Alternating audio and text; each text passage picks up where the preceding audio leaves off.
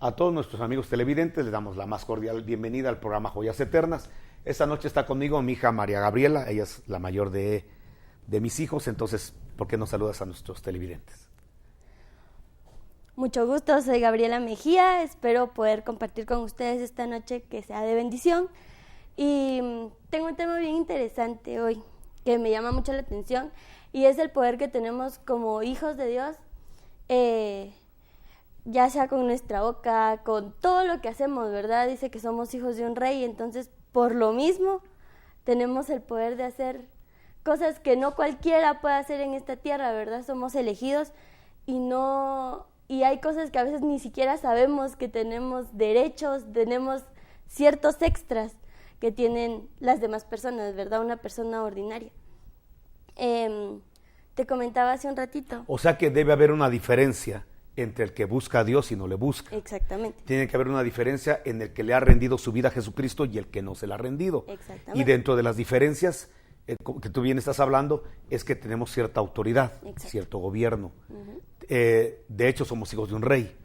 Y lo más importante de esto es que cuando Él nos lavó de nuestros pecados, dice Apocalipsis 1, dice que en ese momento nos constituyeron en reyes y sacerdotes. Entonces Él se convierte en el rey de los reyes, o sea, el soberano de los reyes, pero entonces a nosotros también nos están dando una autoridad.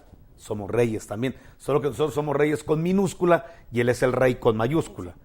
Entonces, cuando pensamos en esto, Marita, acerca de que somos reyes, quiere decir que tenemos un gobierno, una autoridad. Quiere decir que tenemos un dominio. Solo que hay que entender que nuestro dominio hoy es un dominio espiritual. Así como Jesús, Pilatos le dijo, entonces tú eres rey. Y Jesús le dijo, sí, soy rey, pero mi reino no es de este mundo. Entonces, cuando nosotros vemos que, incluso Jesús le dijo, yo para esto nací, para ser rey. Sin embargo, no vemos que Jesús se haya sentado en el trono de Jerusalén. Para empezar, Israel estaba siendo gobernado por Roma. Pero él dice, yo para esto nací. O sea, ¿cómo naciste para ser rey y nunca te vimos una corona? Y nunca te vimos sentarte en el trono donde estaba el César. Y como dices que tú eres rey. Entonces, pero sí vemos a Jesús teniendo autoridad sobre potestades, principados espirituales. Que la gente se asombraba y decía, ¿quién es este que hasta el viento y el mar le obedecen? ¿Quién es este que con la palabra echa fuera demonios? ¿Quién es este? O sea que sí había una autoridad que algunos reconocían esa autoridad espiritual. Como el centurión romano, ese ni era judío, sino que era gentil, era un romano, que le dijo Jesús, solo di la palabra, ni siquiera vais a mi casa, solo di la palabra y mi siervo sanará, porque tú tienes una autoridad que con tu palabra puedes echar fuera la enfermedad que está matando a mi siervo. Entonces sí vemos autoridad en Jesús, pero no una autoridad de dominio terrenal, aunque entendemos por la Escritura que va a llegar un momento en el cual Él sí va a tomar autoridad de este mundo. Y lo físico un día le será rendido y entregado, y toda lengua confesará que Jesús es el Señor, para gloria de Dios Padre, aún estén en el cielo, en la tierra o debajo de la tierra. Pero sí vemos que Jesús tuvo una autoridad, pero no una autoridad de gobierno terrenal, sino de un gobierno espiritual. Entonces, hoy lo mismo nosotros los cristianos. Un día tendremos en posesión lo físico, pero ahorita, en primer lugar, estamos teniendo una hegemonía, un gobierno y una autoridad sobre lo espiritual. Entonces, como bien tú estás ponderando, nosotros somos reyes, tenemos gobierno y tenemos una autoridad. Okay. Bueno, ha pasado eso que me decís, ¿verdad?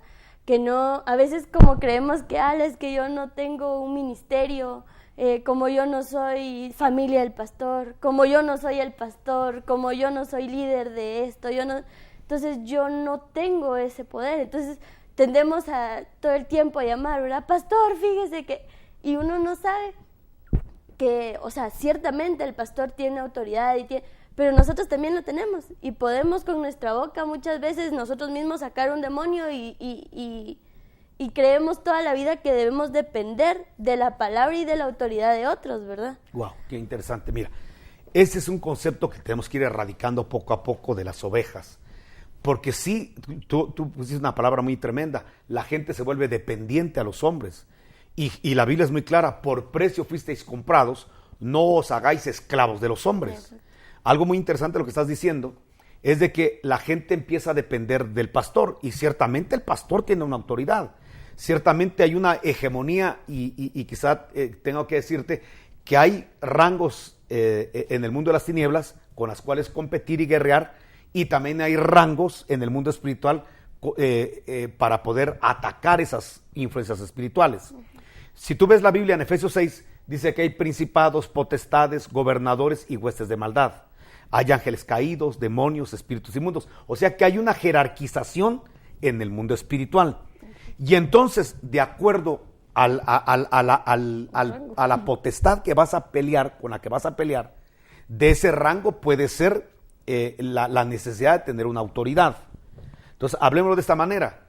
Hay cristianos que van a pelear con rasos, soldados rasos, y bien los pueden echar fuera. Y bien pueden, con autoridad del nombre de Jesús, erradicar cualquier operación diabólica. Pero como se hacen dependientes al pastor, en vez de ejercer la autoridad que Dios les ha dado, llaman al pastor creyendo que solo el pastor tiene esa autoridad. Y ahí ha sido el error de mucho cristiano, que tiene la potestad, porque Dios los hizo reyes, nos hizo reyes. Tenemos la potestad para echar fuera demonios, para cualquier ambiente espiritual que nos esté estorbando, erradicarlo en el nombre de Jesús. Claro, cuando ya nos enfrentamos a rangos un poco más grandes, entonces necesitamos la necesidad de un general que venga también a pelear esos rangos. Pero sí es cierto lo que dices tú. Mucha gente se ha vuelto dependiente de los pastores, de los apóstoles, de los profetas, de los evangelistas y de los maestros, en el hecho de que ellos tienen el poder para actuar, para hacer guerra espiritual, pero como se han vuelto dependientes a los hombres, llaman al hombre creyendo que solo él tiene autoridad y se desestiman. Al final es el nombre de Jesús el que tiene el poder. Exactamente. El pastor solo... Exacto. Y la Biblia es muy clara. El que cree en mi nombre, lo dijo Jesús, tiene el poder de echar fuera demonios. Entonces yo, para echar fuera un demonio no necesito de un pastor, de un especialista en echar fuera demonios. Yo tengo la autoridad porque me hicieron rey y me hicieron sacerdote para echar fuera ese demonio. De hecho, ¿te acuerdas que en una oportunidad Jesús manda a sus discípulos en Mateo 10 para que vayan a echar fuera demonios? Eso sí, en su nombre, no en el nombre de ellos. Y dice que cuando regresaron, ahí hasta Judas iba. Y tú sabes doctrinalmente que Judas ni siquiera era salvo. Judas era un hijo de perdición, pero como le dieron una delegación de parte de Dios, Judas echó fuera demonios. Que dice la Escritura que los 12, contando a Judas, Tomás, que era un incrédulo, regresaron con Jesús los 12. Pedro, que era de un temperamento violento, los hijos del trueno o hijos del Zebedeo también eran temperamentales. Sin embargo, a pesar de sus errores como hombres, regresaron con Jesús los 12 y le dijeron: Señor, en tu nombre echamos fuera demonios. O sea, que solamente con tener la delegación ya podían echar fuera demonios, no importando su carácter, temperamento, y aún que uno era hijo de perdición y ni siquiera era salvo. Pero media vez les dan la autoridad delegada por Dios, tienen esa autoridad de echar fuera demonios. Eso es como un policía, media vez le ponen el uniforme, no importa cómo vive en su casa, si es soltero, si está panzón, si realmente está atlético, media vez tiene el uniforme, hay que respetarlo porque tiene la investidura. Lo mismo pasa en el reino espiritual. Como hija de Dios, te ponen la investidura de hija de Dios, tú puedes echar fuera demonios. Y Judas, que ni siquiera era hijo de Dios, le dieron la investidura y en esa investidura decía: fuera en el nombre de Jesús, y los demonios se iban. Pero lamentablemente muchos cristianos ya tienen esa investidura de poder. Cuando no la dan, cuando me ponen las manos el ungido, no. Dice Apocalipsis 1 que el día que fuimos perdonados y nos lavaron con la sangre del Señor Jesucristo, en ese momento nos dieron un revestimiento de autoridad para ser reyes. Y si somos reyes, podemos echar fuera demonios, podemos orar por las enfermedades y reprender las enfermedades y que las enfermedades se sujeten y se vayan. Sea yo pastor o no lo sea evangelista o no lo sea apóstol o no lo sea. Okay. Pasa también, bueno, ahí yo creo que es un poco más distinto, porque como familia, los papás tienen el rango mayor aquí. O sea, estamos hablando de que los hijos cúbreme, o sea, cubrime porque esto me está pasando, pero ahí sí siento que es un poco más distinto en el sentido de autoridad, no tanto ministerial, sino ya como papá, siento que tienen un rango mayor. Desde luego, mira, la escritura dice, el mayor bendecirá al menor, sin discusión alguna. el mayor bendecirá al menor. Eso es bíblico. Entonces, Dios establece jerarquías. La jerarquía es una ocurrencia de Dios, no es una ocurrencia nuestra ni de ninguna institución religiosa.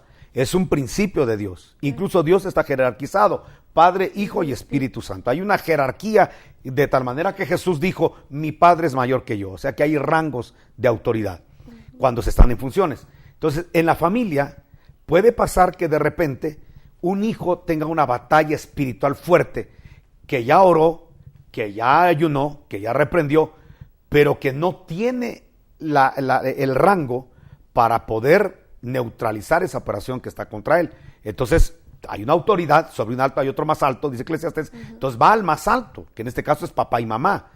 Y pasa mucho, ¿no? Que de repente ustedes cuando eran pequeños se despertaban con que habían soñado cosas feas, demonios que los amenazaban, de repente veían cosas espirituales. Entonces llegaba uno de papá, los veía a ustedes asustados, venía uno y oraba y reprendía. Y tomaba uno la autoridad de papá, un rango mayor, porque sin discusión alguna el mayor bendice al menor. Entonces empezábamos a orar por ustedes y a reprender lo que hubiera en el ambiente espiritual, porque tenemos que reconocer que hay demonios o espíritus inmundos que visitan en las noches.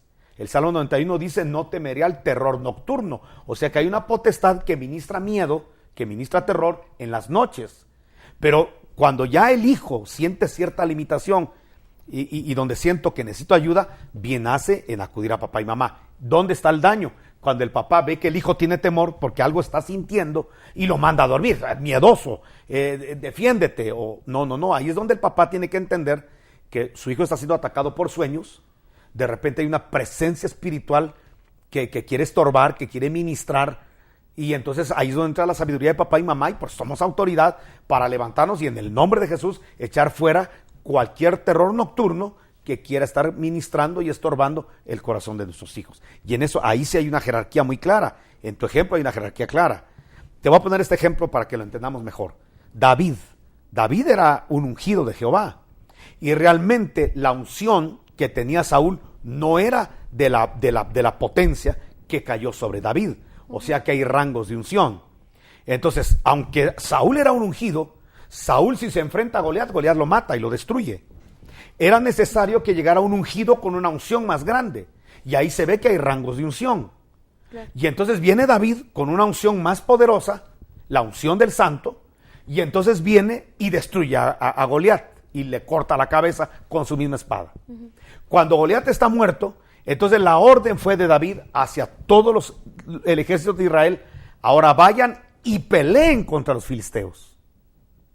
¿Qué sucede ahí? El hombre de rango, de autoridad grande, destruye a la cabeza para que los otros no se queden solo aplaudiendo. ¡Ah, qué bueno es David! No, ahora ustedes vayan a trabajar, tomen la espada y vayan a destruir al campamento filisteo. Entonces, es una figura de lo que pasó con el Señor Jesucristo. El Señor Jesucristo es el rango más alto que pudo haber visitado la tierra como hijo de Adán. No hay un hijo de Adán más grande que él. Y lo probó resucitando. Entonces, el Señor cuando resucita nos dice, ahora yo tengo el poder de la vida y de la muerte. Las llaves del Hades y las llaves de la muerte las tengo yo. Ahora todo poder me ha sido dado en el cielo y en la tierra. Entonces, él empieza a hablar de que tiene un poder superlativo. Entonces ahora dice, ahora vayan ustedes. Como quien dice, yo ya destroné al diablo, yo ya la cabeza espiritual de este mundo, ya le quité el gobierno, la autoridad, la fuerza, la potencia. Ahora vayan ustedes y echen fuera demonios. Ahora vayan ustedes y sanen enfermos. Ahora vayan ustedes y hagan cosas impresionantes en mi nombre. Y es lo que la iglesia tiene que aprender a hacer y vivir una vida sobrenatural. Porque el evangelio, aunque nos ayuda en nuestra vida natural, el evangelio contiene poder sobrenatural. Y por eso nos hicieron reyes, para que podamos ejercer esa potencia espiritual. Ahorita que tocaste el punto del ambiente espiritual, ¿qué pasa? Porque siento yo, no sé si estoy bien o estoy mal, que nunca el ataque va a ser el mismo cuando te agarran desprevenidamente, es decir, que estamos durmiendo y de repente tenemos que nos ahorcan, que cierto ataque que a veces es muy común, otros son más fuertes, otros... A cuando ya tú estás muy consciente y el ataque es directamente así, de que tú estás consciente y cuando miras te pasó algo muy sobrenatural del lado malo. Entonces, ¿qué pasa? ¿Hay una diferencia o simplemente el ataque siempre va a ser el mismo? No, lo que pasa es que hay terror nocturno y saeta que vuela de día. Entonces la saeta que vuela de día son ataques que van a la conciencia y el terror nocturno son ataques que van totalmente a la inconsciencia. Vamos a ver cómo explico esto. Mira, cuando eso de repente pasa, ¿va? Que tienes sueños feos, sientes presencias feas, hay cosas más extremas que de repente la gente siente que las quieren violar incluso, pero hay puntos, como dices tú, que de repente hay como que te van a ahorcar. Creo que la experiencia de todos los cristianos es que tenemos a la par una persona que nos puede ayudar, pero no podemos acudir a ella porque no tenemos la voluntad ni la conciencia para poder despertar al que está a la par y decirle, mira, ayúdame. Pero solamente con pensar, porque ni siquiera a veces se logra decir, solamente piensas el nombre de Jesucristo, pero qué potencia tiene el nombre de Jesús, que inmediatamente eso que llega a aterrorizarse desaparece solo con mencionar o pensar el nombre del Señor Jesucristo, porque es el nombre que los demonios, espíritus inmundos, terror nocturno, saeta que vuela de día, ángeles caídos o lo que sea, no pueden soportar. El nombre de Jesús es una dinamita, por eso es que es un nombre que sobre todo nombre que rompe ambientes espirituales y los destruye. Ahora, ¿qué pasa, por ejemplo, en la conciencia? Mira, yo sé que hay experiencias sobrenaturales, no todas son iguales y no todos tienen las mismas experiencias sobrenaturales, pero de que existen, existen. Yo lo único que te puedo decir es de que los cristianos tenemos tal autoridad que nosotros afectamos el mundo espiritual y no deberíamos ser afectados por el mundo espiritual. Te voy a explicar esto. Cuando uno va a ciertos lugares, hay lugares que están totalmente dedicados al infierno, a las tinieblas. Hay lugares donde pululan los espíritus inmundos y demonios. Hablo de centros espiritistas, centros de idolatría, centros de pecado, etcétera, etcétera. Ahí pulula mucho el ambiente espiritual negativo de las tinieblas. Pero, si un cristiano pasa por ahí o entra por ahí, sería ridículo que un cristiano dijera, ay, como pasé por ahí y es un lugar de contaminación y de demonios, ya me traje unos cuantos y por favor oren por mí, porque ya se me pegaron, ni que fuéramos nosotros miel y esos moscas, ya se me pegaron algunos y me siento estorbado. Eso es algo ridículo. ¿Por qué? Porque si tú no tienes puertas abiertas, las tinieblas no tienen poder sobre ti. Primera de Juan capítulo 5 dice que aunque todo el mundo yace bajo el poder del maligno, el maligno no nos toca cuando nosotros estamos en obediencia al Señor. ¿Cuándo es que el enemigo puede tomar ciertas ventajas, ciertas influencias sobre cristianos? Cuando el cristiano tiene puertas abiertas. Y hablamos de puertas, hablamos de los sentidos. Los ojos pueden ser una puerta abierta, depende de lo que tú estás viendo y provocando, para que entonces puede haber una contaminación espiritual. Depende de lo que haya en el corazón, depende de lo que tú estés haciendo, de eso va a depender que tengas puertas abiertas. Pero si un cristiano tiene puertas cerradas, puede estar en el mismo infierno y no contaminarse. Te voy a poner un ejemplo. Hay una iglesia en Apocalipsis, ya ves que son 7, y le escriben a cada uno una carta. Sí. Hay una iglesia a la cual escriben y le dicen, yo sé dónde moras. Y moras donde Satanás tiene su trono y donde él mora. O sea que ellos eran vecinos del diablo. El diablo moraba ahí y su trono estaba ahí. ¿Y qué le dijo el Señor a la iglesia? Y ahí retienes mi nombre. Es decir que Dios, a nosotros los cristianos, nos ha dado un blindaje, una cobertura, un cerco, para que aunque estemos donde está el trono de Satanás, y aunque estemos donde el mismo diablo mora, no seamos contaminados, ni tengamos influencias. Al contrario, retener el nombre del Señor en medio de esa contaminación espiritual. Pero ¿qué sucede? Si la iglesia tiene puertas abiertas, si la iglesia está coqueteando con el pecado, si la iglesia está abriendo puertas en desobediencia a la palabra, desde luego puede haber una intromisión espiritual y después tener problemas y consecuencias fuertes. Y cuando hay puertas abiertas, regresando al tema original. Mira, hija, parte de las puertas abiertas puede ser el rencor. El rencor puede ser una puerta abierta. El odio, el resentimiento, ese tipo de sentimientos que van en contra del amor, bien pueden ser influencias o atractivos, cultivos para que espíritus inmundos puedan tomar derechos. No digamos las prácticas carnales, también pueden ser puertas abiertas para que espíritus inmundos después quieran tomar control de la voluntad de los cristianos. Y cuando hay puertas abiertas, regresando al poder que nosotros... Es igual, o sea, podemos ejercer, porque hay gente que se acostumbra a vivir con su pecado, ¿verdad? Con una puerta abierta y después empieza poco a poco a pasar cosas más fuertes y se acostumbra. Y muchas veces vemos gente que uno dice, está en pecado, pero la palabra le sigue fluyendo, pero sigue igual en la alabanza, pero el Señor lo sigue tocando igual. ¿Qué pasa ahí? Lo que pasa es que hay muchas cosas que podemos explicar. Voy a decirte una, porque hay varias. Para una pregunta, a veces hay varias respuestas. Déjame dar una, no es la única. Pero hay un tiempo que se llama longanimidad. La longanimidad es el tiempo en el cual Dios ya tiene predeterminada una sentencia para un cristiano que está caminando mal. Entonces dice Dios, no, momentito, yo mejor le vamos a meter un varazo para que rectifique su camino y no se vaya a perder o vaya a apostatar. Entonces mejor vamos a meterle un subarazo. Entonces Dios dice, ¿cómo piensan ustedes que le metemos el varazo? ¿Cómo va a ser la corrección? Entonces hay muchas formas como Dios corrige. Una de las formas puede ser la muerte física, puede ser una enfermedad, puede ser escasez. Dios de cualquier forma, como lo ha hecho en todo el recorrido de la Biblia, puede corregir a su pueblo, a sus hijos. Y de hecho Él corrige al hijo que ama. Pero antes de que caiga la corrección, Dios todavía da un tiempo de longanimidad. Ese tiempo Dios manda profetas, predicadores, le habla a la conciencia, ángeles, lo que sea, para advertirle a la persona que se convierta del error de su camino. Si a pesar de eso los síntomas persisten, el hombre sigue en su necedad, entonces viene Dios y mete el varazo. Y entonces entra en acción la corrección. Eso le pasó a Nabucodonosor. Tú sabes que a Nabucodonosor le dieron una sentencia, que se convierta en bestia. Quítenle el corazón de hombre y pónganle uno de bestia. Pero eso, aunque ya estaba la sentencia notificada, no entró en vigencia al instante. Dios todavía mandó un sueño, todavía le mandó a Daniel, mandó otros medios para que él se arrepintiera antes de que entrara en vigencia la sentencia.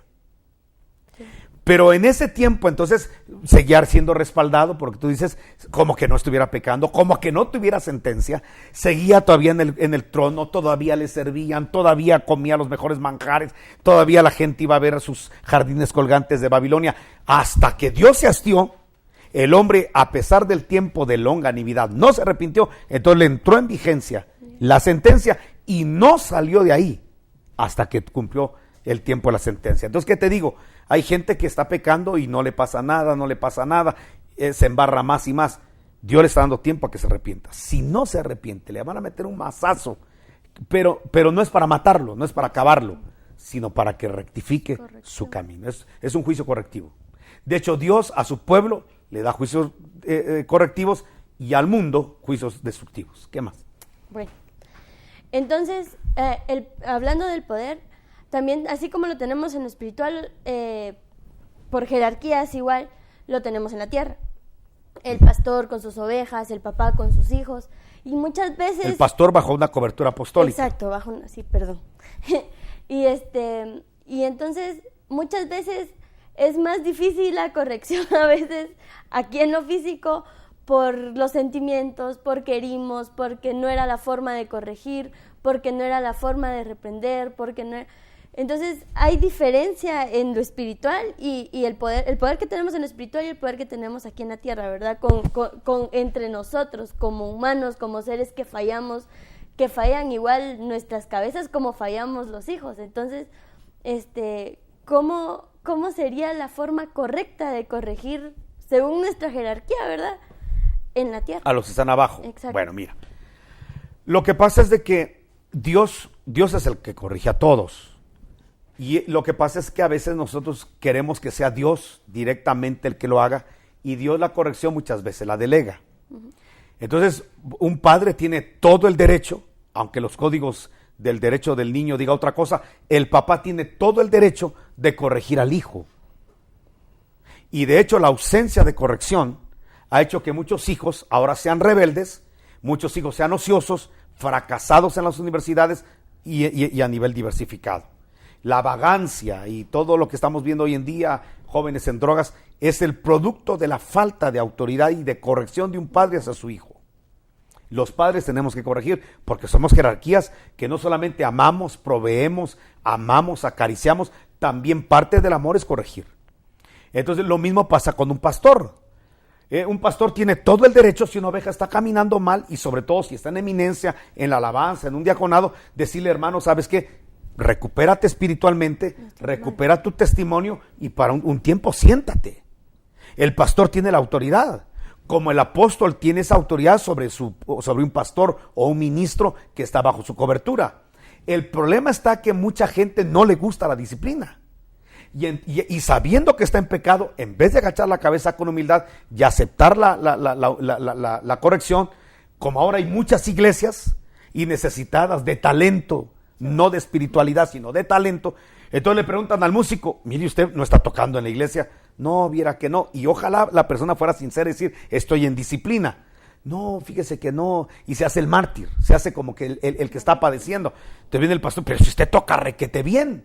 Sí, pero así como toca de bien, también así es de fornicario. Así también es de ladrón, así también es de sinvergüenza. Y por eso está en una disciplina, pero regularmente no lo dicen. Entonces, mire, lo están desaprovechando, véngase a mi iglesia. Aquí nos hace falta su talento. Y entonces se lo llevan y ya no se cumplen las disciplinas. ¿Y cuánta gente que debería estar en disciplina está sirviendo en las iglesias? Y ojalá un pastor llamara y dijera, mire, ¿cómo va tal oveja? Mire, dice que viene de su iglesia. ¿Qué pasó, pastor? Y que le dieran a uno tiempo de decirle, ¿sabes qué, hermano? Él está en disciplina. Sí, como no se le ha tomado en cuenta, pero lamentablemente ha defraudado a la congregación con su proceder. Y entonces no lo estamos destruyendo, lo estamos teniendo una disciplina. Ojalá se tuviera esa ética. No que la gente llega y lo primero que hace es hablar mal del pastor. Es que ahí no me toman en cuenta, hay preferencias. Y entonces, no, pues venga aquí se lo vamos a tomar en cuenta. Y entonces la gente que debería estar en disciplina está en eminencia. Bueno, podemos engañar a los hombres, pero no a Dios. Y entonces, pero sale por tu pregunta, sí, los que estamos aquí en la tierra, que tenemos cierta autoridad, tenemos todo el derecho, como papás, como pastores, como apóstoles, como autoridades, tenemos todo el derecho bíblico de poder llamar la atención, de poder disciplinar y corregir a la gente conforme los principios que la Escritura nos marca. El apóstol Pablo corregía. No un día se echó, dice, al tal como disciplina, entréguenlo a Satanás. Claro. Y no solo a uno. En otro pasaje le dice a Timoteo, mira Timoteo, yo a Himeneo y Fileto ya los entregué a Satanás. ¿Para qué? ¿Para que se pierdan? No, para que aprendan a no blasfemar.